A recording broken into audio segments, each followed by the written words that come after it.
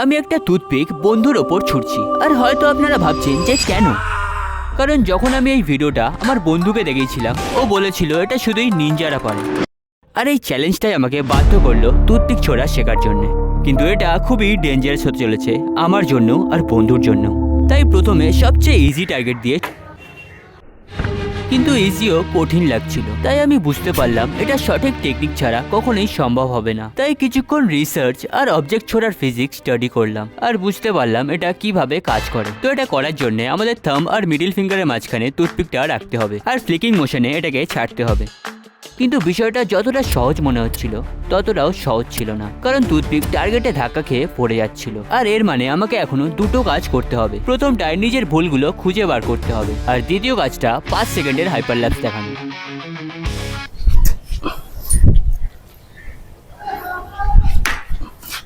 হয়তো তোমরা ভাবছো আমি আমার জামা কেন চেঞ্জ করলাম, কারণ আজকে একটা নতুন দিন।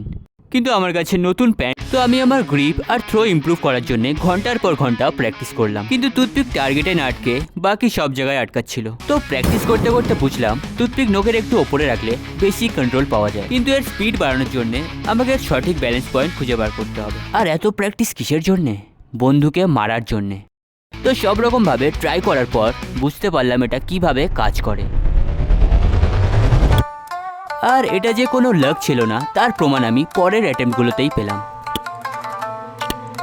আর যখন সবকিছুই প্ল্যান মাফিক চলছিল তখনই বন্ধুর মেসেজ আসলো।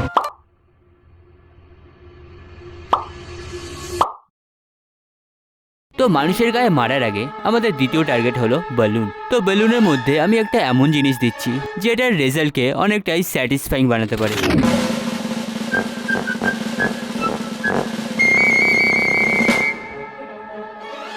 তো বেলুনের কালার চেঞ্জ করার পর আসল সমস্যার সম্মুখীন হলাম। আমার প্রতিটা অ্যাটেম্প্ট খারাপ অ্যাকুরেসির জন্য ফেল হতে লাগলো, কিন্তু তারপরেই 9 নম্বর অ্যাটেম্প্টে এটা হলো। This is so satisfying. এটা খুবই স্যাটিসফাইং ছিল, কিন্তু আমাদের নেক্সট টার্গেট মোটেও সহজ হবে না। যদিও এর থেকে কঠিন টার্গেট আমাদের জন্য অপেক্ষা করছে, তবে এখন এটাকে কমপ্লিট করা যাক। তো আমি কার্ডবোর্ডে থ্রো করা শুরু করলাম, কিন্তু কার্ডবোর্ড থার্মোকলের থেকে বেশি শক্ত হওয়ার কারণে আমার প্রতিটা অ্যাটেম্প্ট ফেল হচ্ছিল।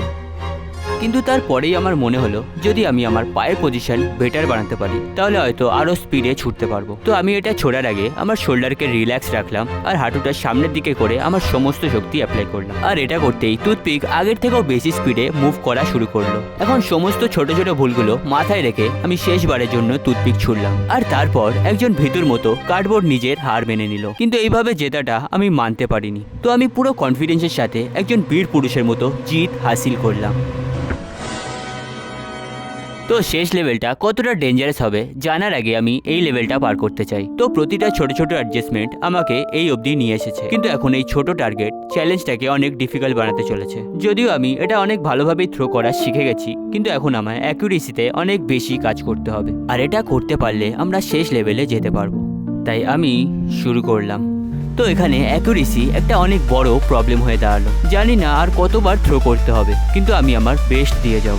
কিন্তু একটাও টুথপিক আপেলকে ছুঁতে পর্যন্ত পারলো না। আর এই শেষ মোমেন্টে এসে আমি কখনোই হার মানতে চাইনি, তাই আমি আবার শুরু করলাম। কিন্তু তখনই আমার শোল্ডারে একটা ভয়ঙ্কর ব্যথা শুরু হলো। হয়তো আমি এটা আর করতে পারবো না।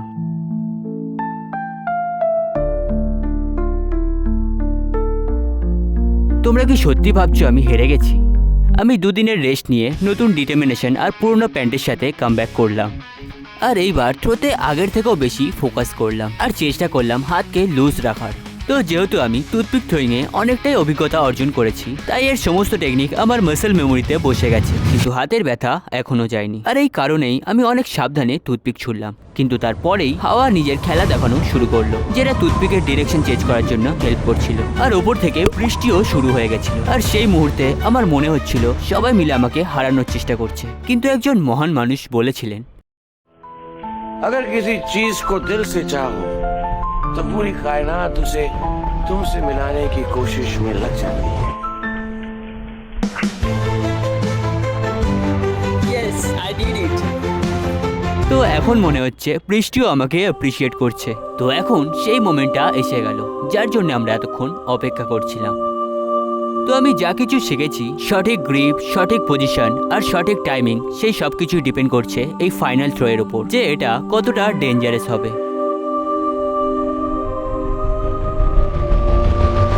মনে হয় অ্যাকুরেসি নিজের কাজ করেনি, কিন্তু আমি দেখো এবার কি করি। কাউকে বলবে না আমি লাইক বাটনে একটা নতুন অ্যানিমেশন অ্যাড করেছি, শুধু তুমি ট্রাই করে দেখো। হতে পারে এটাও কোনো টেকনিক্যাল ইস্যু ছিল। তো ফাইনাল লেভেলের হার আমি সম্মানের সাথে স্বীকার করছি, কিন্তু এখন আমিও একজন নিনজার মতো টুথপিক ছুটতে পারি।